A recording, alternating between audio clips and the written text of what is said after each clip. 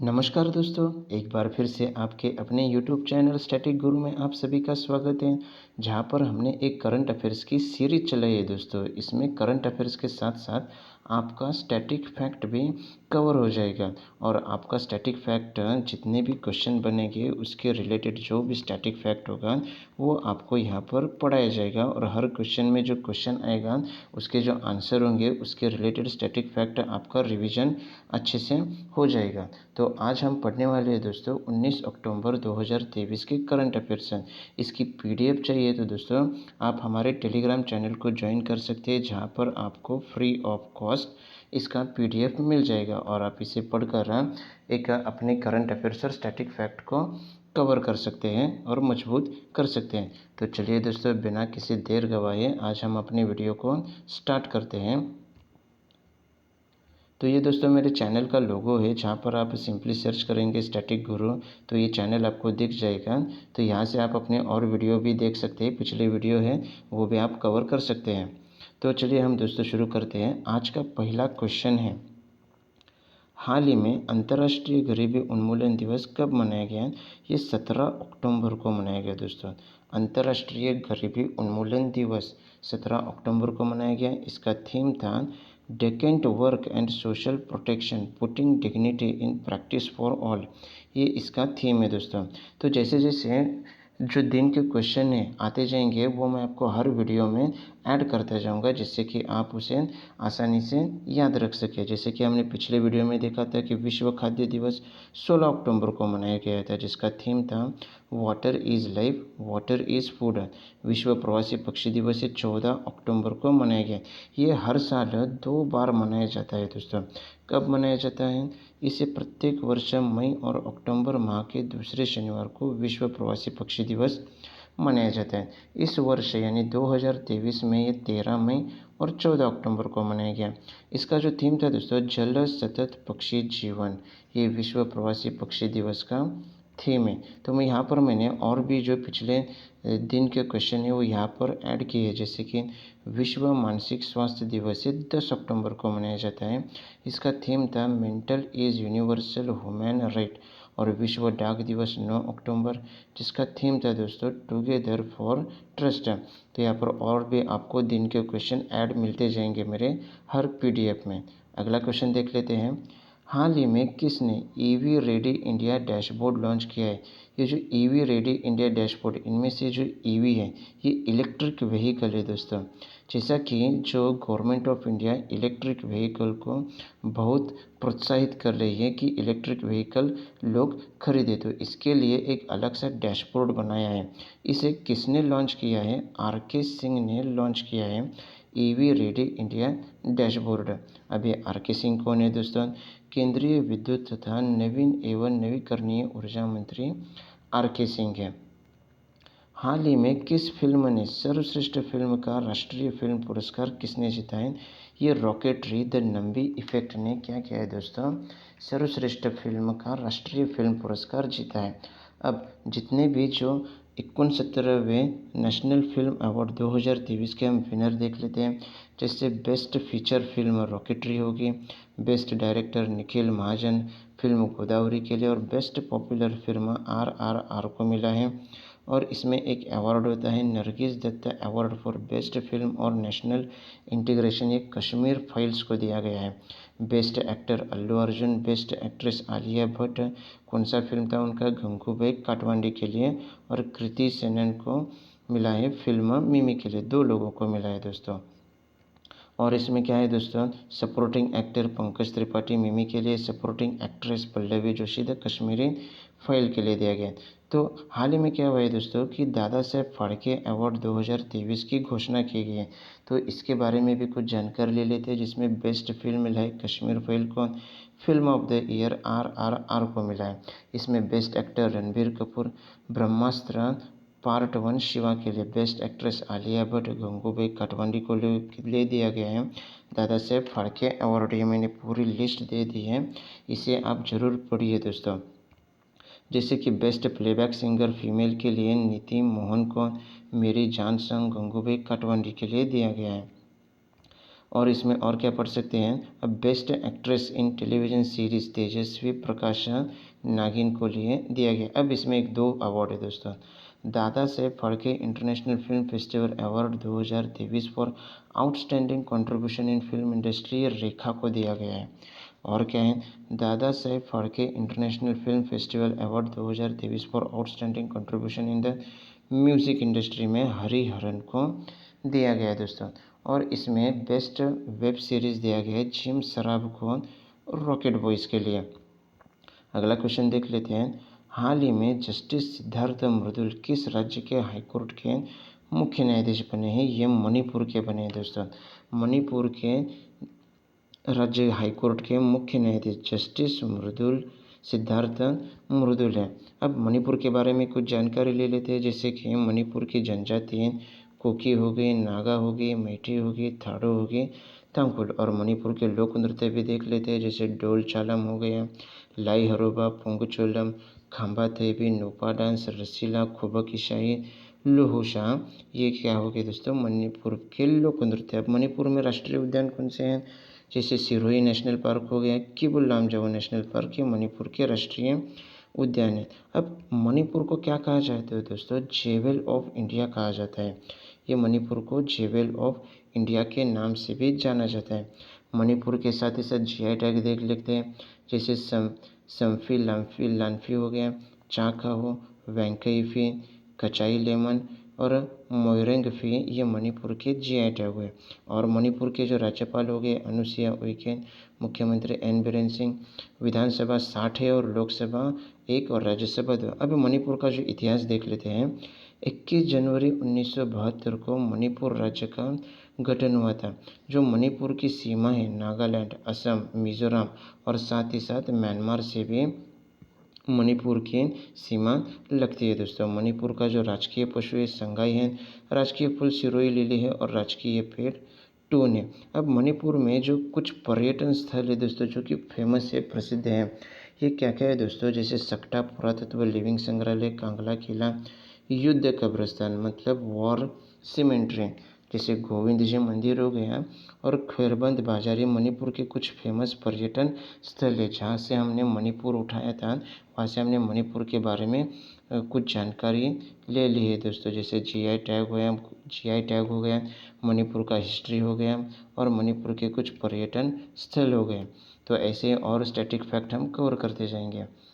हाल ही में किस राज्य के डंपा टाइगर रिजर्व में टॉड की नई प्रजाति खोजी गई है, मिजोरम में। अभी मिजोरम में डंपा टाइगर रिजर्व है दोस्तों, याद रखिए डंपा टाइगर रिजर्व कहाँ है, मिजोरम में स्थित है। अब मिजोरम के बारे में, मिजोरम 1972 में असम से अलग होकर एक केंद्र शासित प्रदेश बना था, लेकिन बाद में क्या हो गया, 20 फरवरी 1987 को मिजोरम राज्य का गठन कर लिया गया। ये जो मिजोरम की सीमा है मणिपुर, त्रिपुरा, असम और म्यांमार देशों से भी लगती है। अब मिजोरम में प्रमुख नदियां हैं दोस्तों, ये याद रखिए, तलांग हो गया, सोनाई हो गया, सेरलुई और बराक मिजोरम की प्रमुख नदियां हैं। मिजोरम के जो पशु हो गए वो पहाड़ी गिबन, मादा तितर पक्षी हो गया, रेड बनाना फूल हो गया और आयरन वुड पेड़ हो गया दोस्तों। अब मिजोरम में जो विधानसभा सीटें हैं ये 40 सीटें हैं, लोकसभा और राज्यसभा 1 सीटें, ये भी आप ध्यान रखिए दोस्तों। ज़्यादा से ज़्यादा जो नॉर्थ ईस्ट कंट्रीज़ होते हैं, 7 सिस्टर्स हैं, वहाँ के जो विधानसभा सीटें वो आप याद रखिए।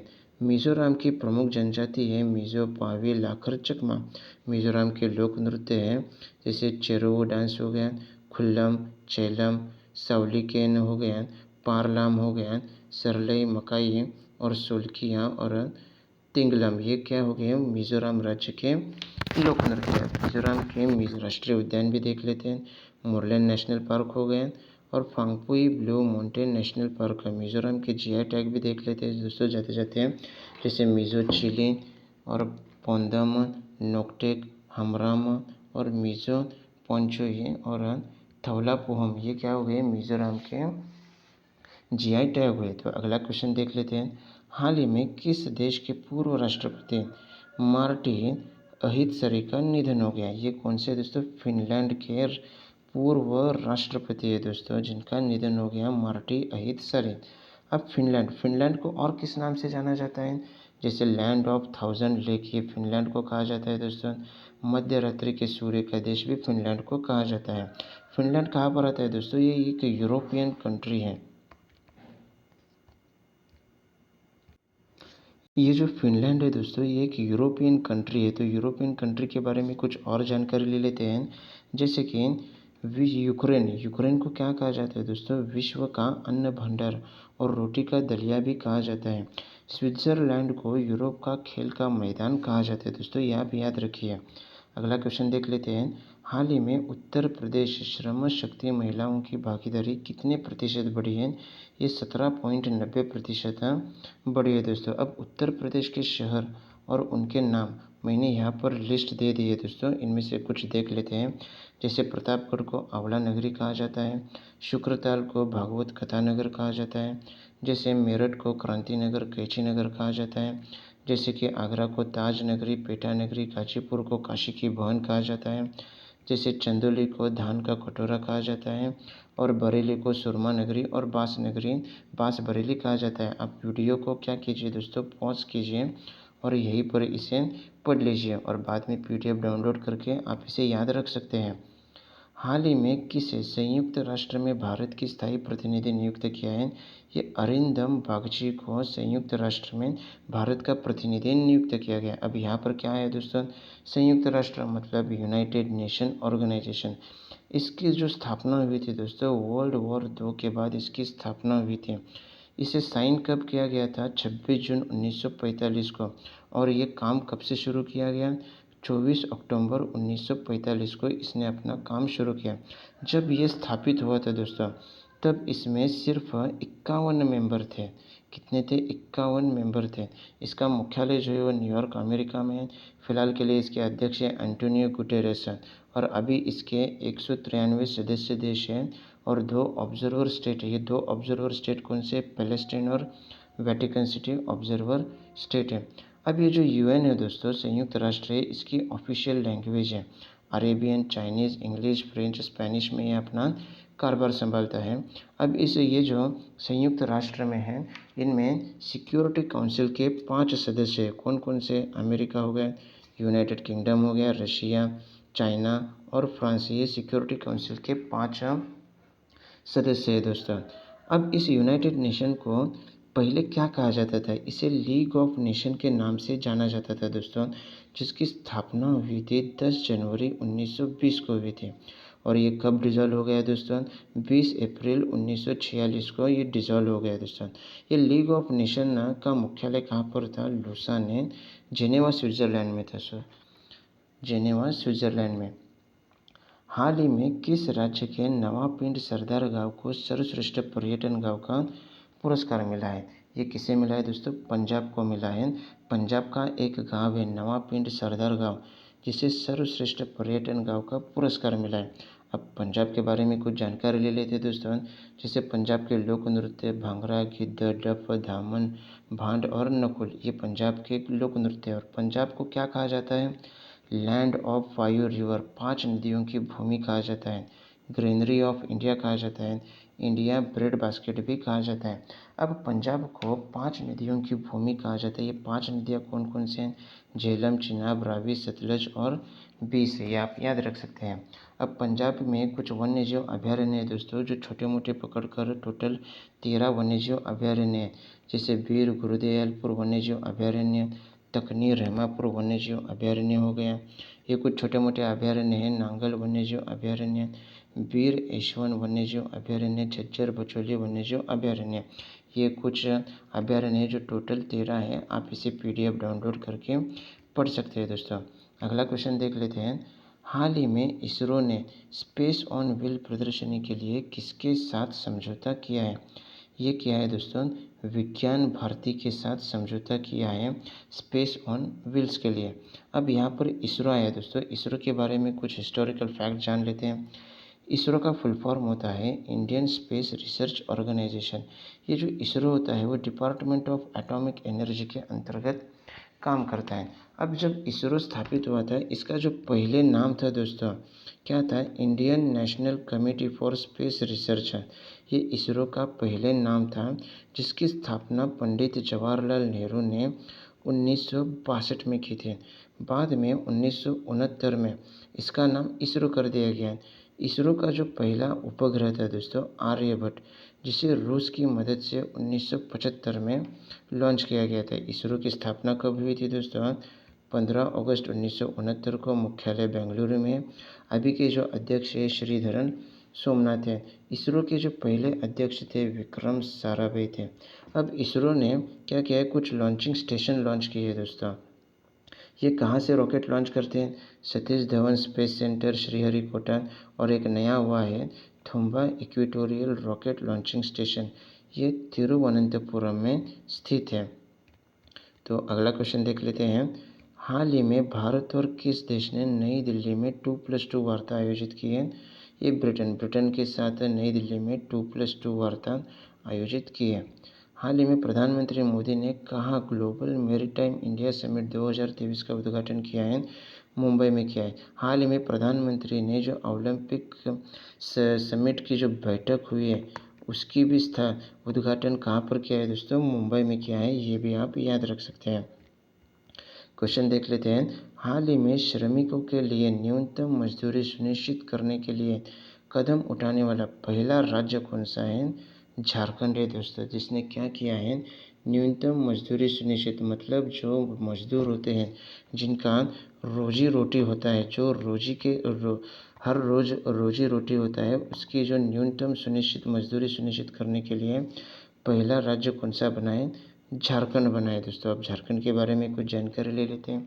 जैसे झारखंड की राजधानी संताल, मुंडा, हो, उराव, बिरहोर, कोरवा, बैगा, नगेसिया और असुर है।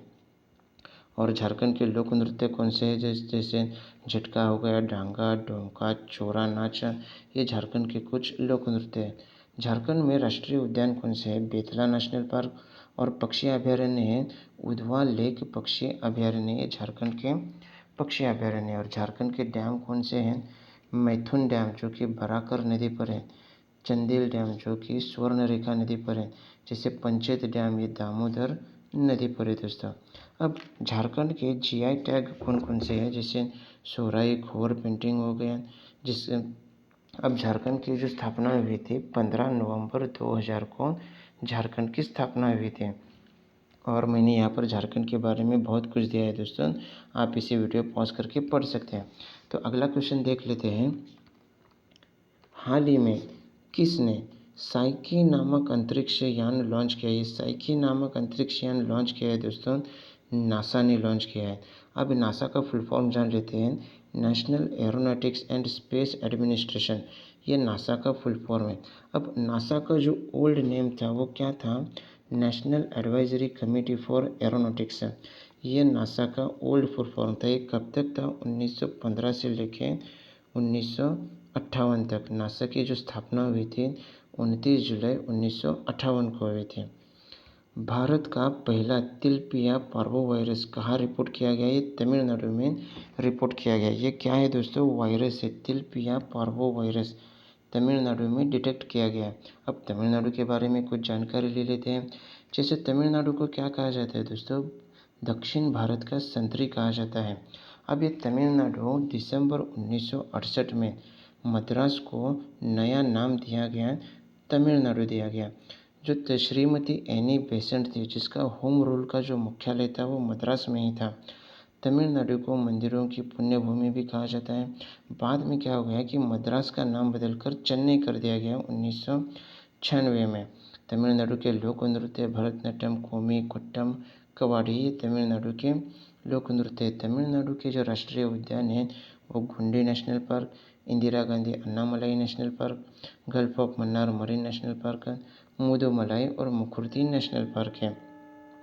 अब तमिलनाडु में एक शहर है मदुरई, इसे क्या कहा जाता है दोस्तों? City of festival, Athens of east, sleepless of city कहा जाता है। तमिलनाडु के जो प्रमुख महोत्सव हैं इसमें भोगी पोंगल हो गया, सूर्या पोंगल, मट्टू पोंगल, जल्लीकट्टू पोंगल है।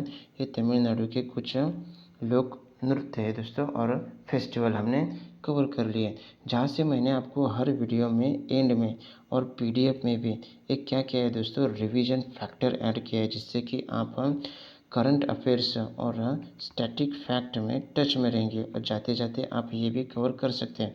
जो आज का हमारा रिवीजन फैक्टर है दोस्तों, कौन सा है? 76 कांस फिल्म फेस्टिवल, इसके बारे में कुछ जानकारी ले लेते हैं। इसमें जो सर्वश्रेष्ठ फिल्म है एनाटॉमी ऑफ फॉल हो गया, बेस्ट डायरेक्टर है ट्रैन एंड होंग हो गए, best actress Merve Dizdar, best actor Koji Yakusho और सर्वश्रेष्ठ पटकथा कौन सा है दोस्तों?